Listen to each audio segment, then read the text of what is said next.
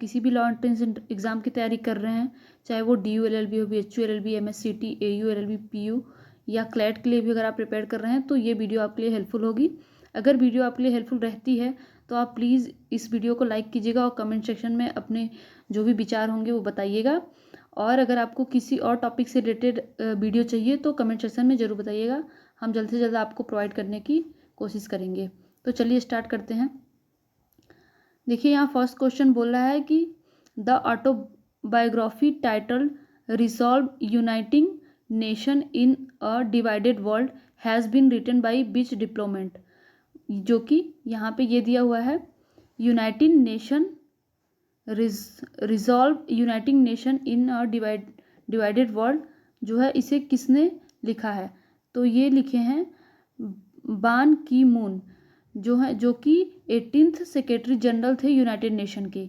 तो आप इन्हें कैसे याद करेंगे और ये आपके लिए इम्पोर्टेंट क्यों हो सकता है, क्योंकि ये यूनाइटेड नेशन के 18th सेक्रेटरी जनरल थे बान की मून, इसीलिए ये क्वेश्चन इंपॉर्टेंट हो जाता है। क्योंकि यूनाइटेड नेशन से बहुत सारे क्वेश्चन बनते हैं, अगर आप DU या BHU के लिए प्रिपेयर कर रहे हैं तो इनसे क्वेश्चन जरूर बनते हैं, तो आपको ये प्रिपेयर करना चाहिए।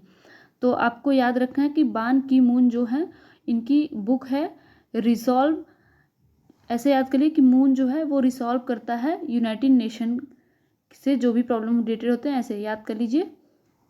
फिर आगे चलते हैं, आगे क्वेश्चन है, सेकंड क्वेश्चन बोलता है union minister Smriti Irani authored debut novel लाल सलाम। तो यहाँ पे मैंने डायरेक्ट आंसर लिख दिया है कि यूनियन मिनिस्टर जो कि स्मृति ईरानी है, आपको ये बताना है कि स्मृति ईरानी जी कौन सी मिनिस्टर हैं, इनके पास अभी कौन सी मिनिस्ट्री है। इन्होंने एक बुक लिखी है जो कि इनकी पहली बुक है, नॉवेल है, उसका नाम है लाल सलाम। और आपको बताना है कि लाल सलाम जो है वो किस चीज़ से रिलेटेड है। अगर आपको पता है तो कमेंट सेक्शन में जरूर बताइएगा। वैसे आपको बस इतना याद रखना है कि यूनियन मिनिस्टर स्मृति ईरानी ने एक बुक लिखी है, इनकी पहली पुस्तक आई है जिसका नाम है लाल सलाम। फिर हम लोग चलते हैं, थर्ड क्वेश्चन देखते हैं। थर्ड क्वेश्चन है कि India versus UK the story of unprecedented diplomat win, ये किसने लिखा है, तो ये लिखा है सैयद अकबरुद्दीन। सैयद अकबरुद्दीन ने ये बुक लिखी है। ये बुक जो है वो किससे रिलेटेड है, तो इंडिया की विक्ट्री जो है ICJ में 2017 में जो इलेक्शन हुए थे उसमें जो इंडिया ने जीता था उसके बारे में ये बुक बताती है। इसमें क्या था कि क्लोज फाइट था UK के साथ हमारा, और यहाँ पे हमारी कंट्री जीत ही रही थी, इसीलिए UK ने अपना हाथ वहाँ से वापस ले लिया, मतलब UK खुद उस इलेक्शन से पीछे हट गया क्योंकि इंडिया जीत रही थी, और ऐसा देखते हुए इन्होंने अपना हाथ खुद मतलब इलेक्शन से पीछे कर लिया। ये चीज़ें बताइए। आपको ये बताना है कि उस समय हमारे तरफ से कौन जीता था, मतलब इंडिया से कौन से डिप्लोमेट थे जो उस समय जीते थे। तो बुक का नाम आपको याद रखना है क्योंकि ICJ से रिलेटेड है, इंटरनेशनल रिलेशन से क्वेश्चंस बनते हैं। बुक का नाम है India versus UK। India versus UK भी याद कर लेते हैं, और अगर आपको नहीं आता था तो आप याद करेंगे शायद, जैसे यहाँ पे सैयद अकबरुद्दीन दिया है तो ऐसे याद कर लीजिए इंडिया वर्सेस UK, शायद इसमें कौन जीता था आपको याद रहेगा, तो इंडिया जीती थी इसमें, ऐसे याद कर लीजिए। India versus UK the story of unprecedented diplomatic win, इसे लिखा है सैयद अकबरुद्दीन ने। फिर क्वेश्चन फोर्थ बोलता है who is appointed as new chief of naval staff. तो नेवल स्टाफ का जो है न्यू चीफ किसे अपॉइंट किया गया है। आज आपको पता होगा कि आज नेवी डे है, 4 दिसंबर को नेवी डे मनाया जाता है, तो ये आपके लिए इंपॉर्टेंट क्वेश्चन है, इसे भी याद रखिए क्योंकि इंपॉर्टेंट डेज से क्वेश्चन पूछते हैं। अगर आप BHU के लिए प्रिपेयर कर रहे हैं तो इंपॉर्टेंट डेज स्किप नहीं कर सकते हैं।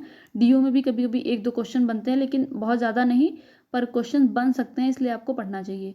फिर who is appointed as new chief of naval staff, कौन बना है, तो R हरि कुमार जो हैं वो नेवल स्टाफ के जो चीफ बने हैं, ये आपको याद रखना है। फिर उसके बाद फिफ्थ क्वेश्चन बोलता है who has been appointed as new chairperson of NCLAT. NCLAT का कौन बना है नया चेयरपर्सन, तो ये बने हैं जस्टिस अशोक भूषण, याद रखिएगा।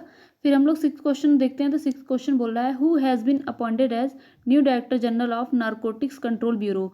नारकोटिक्स कंट्रोल ब्यूरो के नए डायरेक्टर जनरल कौन बने हैं, तो ये बने हैं सत्यनारायण प्रधान बने हैं, याद रखिएगा। आगे चलते हैं, सेवेंथ क्वेश्चन बोल रहा है who is new head of national cricket academy. National cricket academy का नया हेड कौन बना है, तो ये BVS लक्ष्मण बने हैं। ये सब आपको याद रखना है क्योंकि स्पोर्ट्स से क्वेश्चन बहुत पूछते हैं और नए अपॉइंटमेंट से भी क्वेश्चंस बनते हैं, तो आपको इन्हें स्किप नहीं करना है, याद कर लीजिए आप। 8th क्वेश्चन देख रहे हैं, who is president of BCCI, ये आपको बताना है। तो ये है सौरभ गांगुली। अगर आप थोड़ा भी क्रिकेट में इंटरेस्ट रखते होंगे तो ये चीज़ें आपको पता होंगी, इन्हें ज़्यादा ध्यान देने की आपको ज़रूरत नहीं होगी, ये आपके लिए मज़े के क्वेश्चन है, ऐसे समझिए। अभी कौन कोच अपॉइंट हुआ है ये अगर आपको पता है तो कमेंट सेक्शन में जरूर बताइएगा कि हमारे इंडियन क्रिकेट टीम का कोच कौन अपॉइंट हुआ है।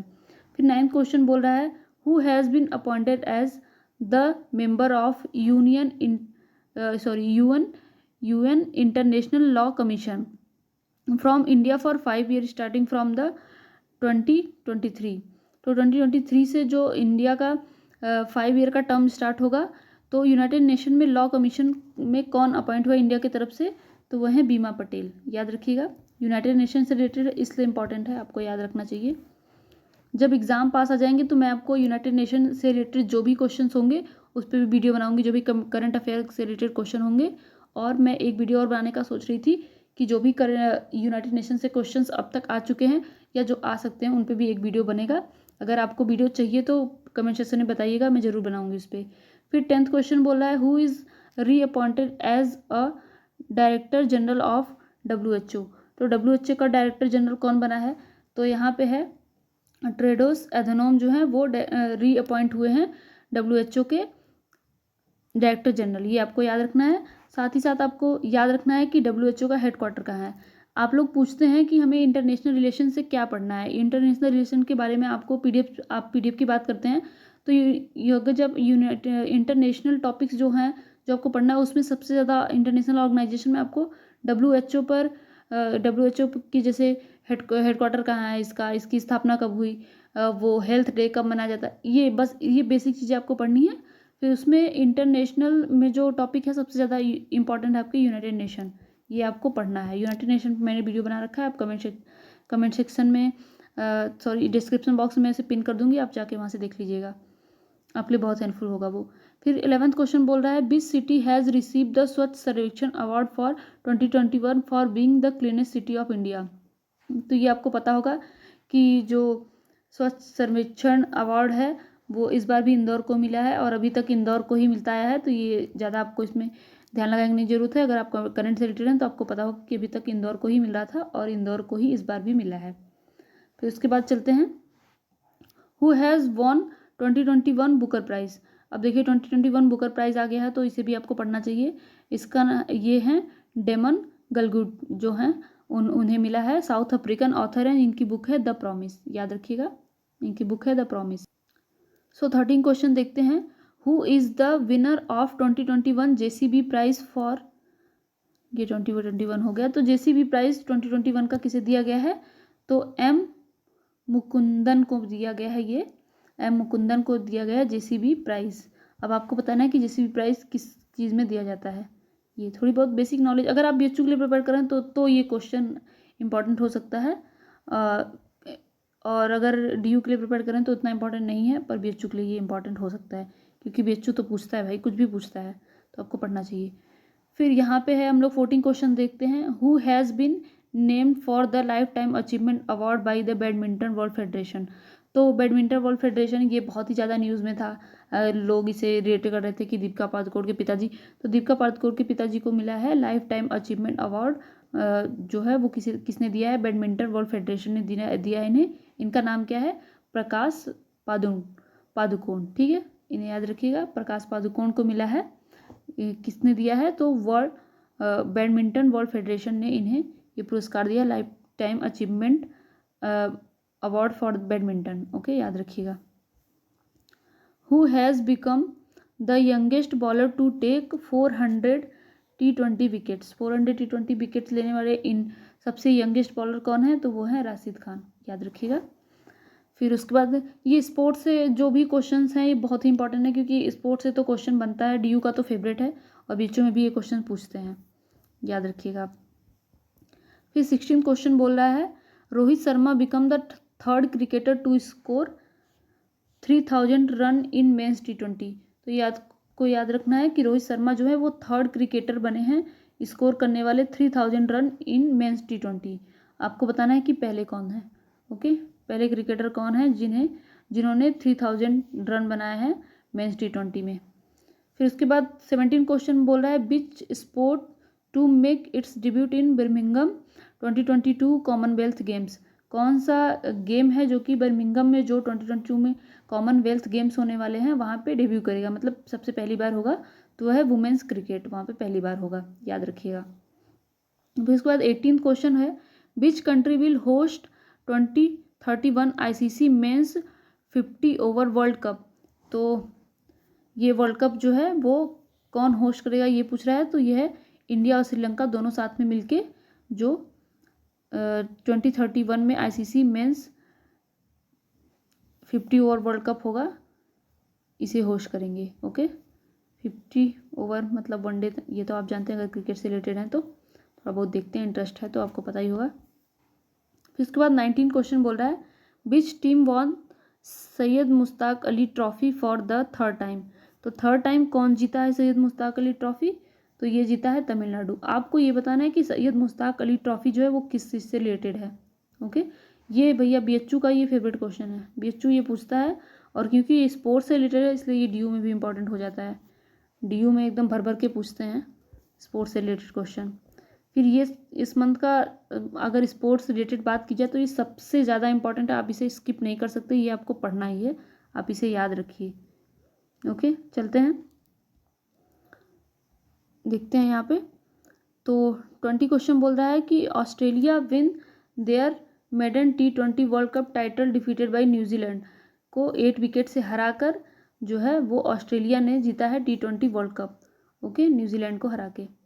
और अभी तो हमारी कंट्री ने भी, अब हमारे क्रिकेट टीम ने भी न्यूजीलैंड की हालत ख़राब कर रखी है, अगर आप मैच देख रहे हैं तो ये देखते हैं। T21 क्वेश्चन सबसे ज़्यादा इंपॉर्टेंट है, ये मैंने आपको बताया कि ये पोर्शन आप नहीं स्किप कर सकते, ये आपको पढ़ना है, क्योंकि मेजर ध्यानचंद पुरस्कार, जिसका पहले नाम राजीव गांधी खेल रत्न पुरस्कार था, उसका नाम चेंज करके मेजर ध्यानचंद पुरस्कार नाम रख दिया गया। तो ये इस बार 12 कैंडिडेट को दिए गए हैं, मतलब 12 स्पोर्ट्स पर्सन को दिए गए हैं, और ये एग्ज़ाम के लिए बहुत ही इंपॉर्टेंट है, क्योंकि DU से भाई इस बार भी क्वेश्चन पूछा था कि राजीव गांधी खेल रत्न पुरस्कार किसको नहीं दिया गया या किसको दिया, ऐसा कुछ क्वेश्चन आया था, तो आप नहीं छोड़ सकते। और ये 2020 में भी सेम क्वेश्चन इसी से बने थे, तो ये आप नहीं छोड़ सकते, आपको ये पढ़ना ही है। अगर स्पोर्ट्स की बात की जाए तो स्पोर्ट्स से सबसे इम्पोर्टेंट क्वेश्चन यही होता है। तो ध्यानचंद अवार्ड जो है इस बार life time achievement in sports game में 2021 में जो है वो 12 लोगों को दिया गया है।